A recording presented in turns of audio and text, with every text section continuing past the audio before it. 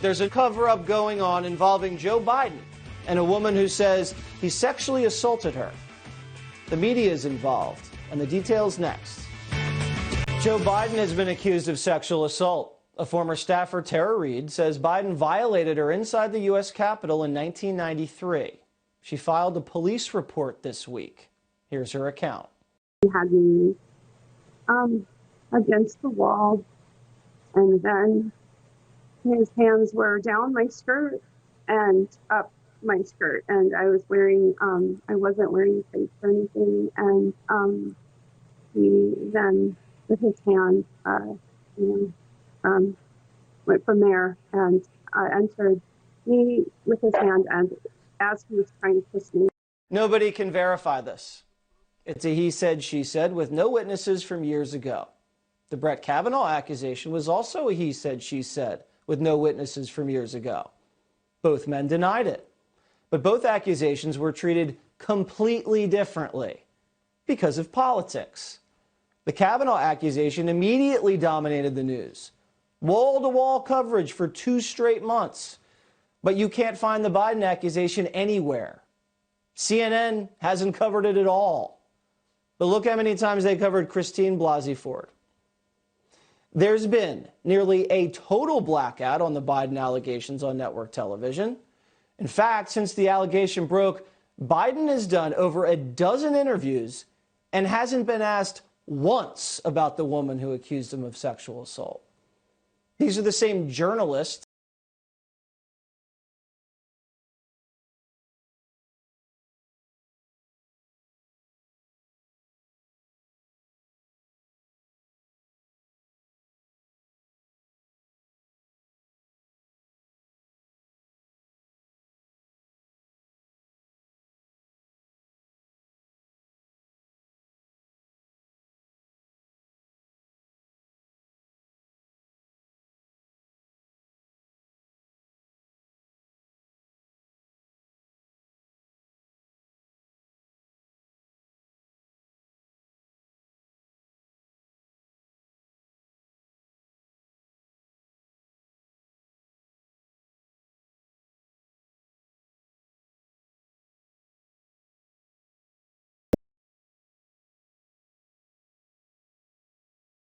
and friends say they believe her. Ford's memory of the incident was extremely hazy. Dates and locations and people were very unclear. Reade remembers details. Ford alleges she was pushed and held down on a bed. Reade alleges she was digitally penetrated. Ford's first public contact was a Senate Democrat, Dianne Feinstein, who released the allegations on the eve of a confirmation hearing. Reade's first public contact was a podcast in the media months and months before the election. Ford retained partisan powerhouse D.C. attorneys who took her case pro bono. Reade has not retained counsel yet. Again, Watters World has no idea if either of these allegations are true. We hope no one was victimized. But how can the media find Ford's story more credible than Reade's? A fair-minded person can't do that. Now, look at these so-called women's groups who condemned Kavanaugh but have been totally silent on Biden.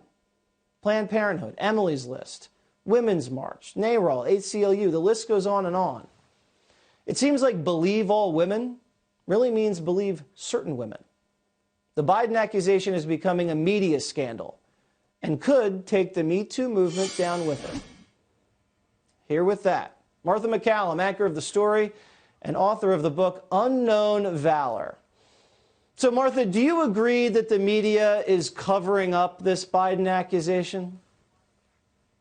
Yeah, I mean, the fact that, some of the people who ran against Joe Biden, including Bernie Sanders and Amy Klobuchar, in interviews have been asked what they think about Tara Reade's accusations. But Joe Biden has done more than 10, I think 12 interviews in the past since this information came out. And he has not been asked once about it. That in and of itself, Jesse, just raises so many questions. But what really strikes me in this whole story, more than anything, is something that we've been talking about for a really long time. And that is, with these accusations, which are always troublesome, the idea that you can believe all women or believe all men, for that matter, is preposterous on its face. What you need to do is analyze the evidence in a situation, the credibility of the claim that's being made, and evaluate it regardless of the sex of who the accuser is, man or woman. It's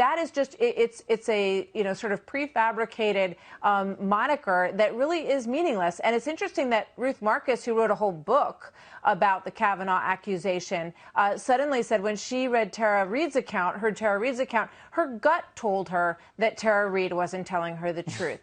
So this really just sort of blows open a lot of these notions and should remind everyone about the importance of due process in approaching these cases. Right. These cases are very sensitive. They deal with people's lives, and we've seen people get raked over the coals in them, sometimes unjustly, and that's devastating. They're very hard to handle, and you just want fairness. That's what everybody wants, yes. Fairness and due process and even-handedness.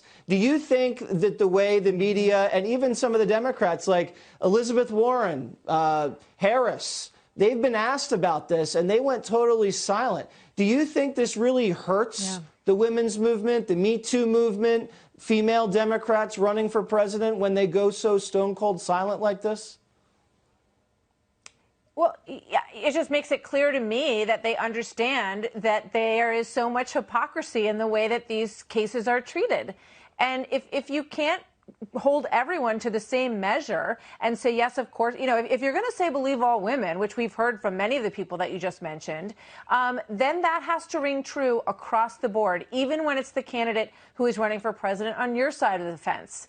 And so, what I'd love to hear from them is, this really has opened my eyes to a lot of the things that we've seen over the past couple of years about due process and about being fair and about looking at actual evidence and the trail of it that leads or does not lead to these men in these cases.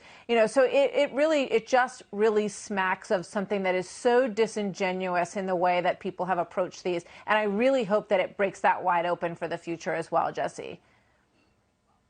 All right, Martha, thanks a lot. And everybody go check out the book. Thank you. Up next.